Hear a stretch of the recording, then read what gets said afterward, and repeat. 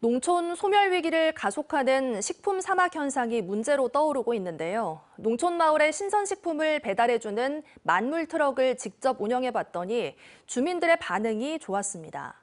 그런데 이런 만물 트럭 운영이 쉽지 않다고 합니다. MBC 충북 이지현 기자가 보도합니다.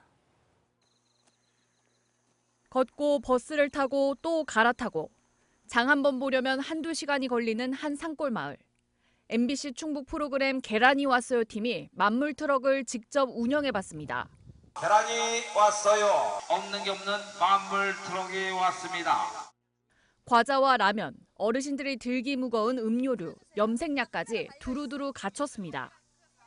무엇보다 반가운 건 두부와 우유, 생선 같은 신선 식품입니다.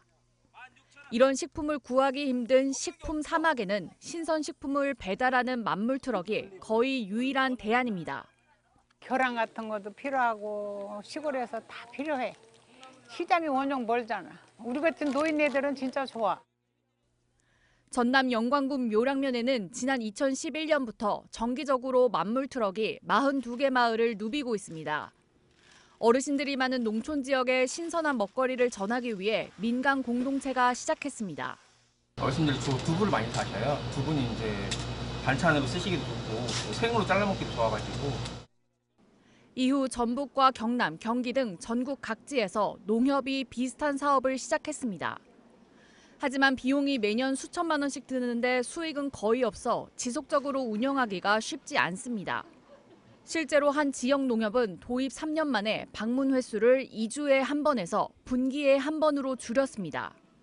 농촌 주민 입장에서는 운영 하나마나 도움이 안 됩니다.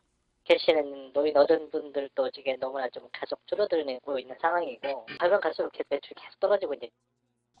농림축산식품부도 식품 사막을 해소하는 대안으로 만물 트럭을 추진하고 있습니다.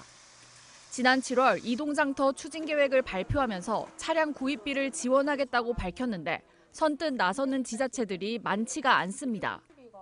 일단 옥천군도 지원을 검토하고 있지만 아직 고민이 많습니다.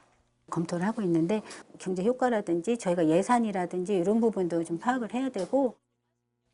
전문가들은 식품 사막 현상을 저출생처럼 심각한 사회 문제로 인지해 정부가 좀 더 적극적으로 예산을 지원해야 한다고 말합니다.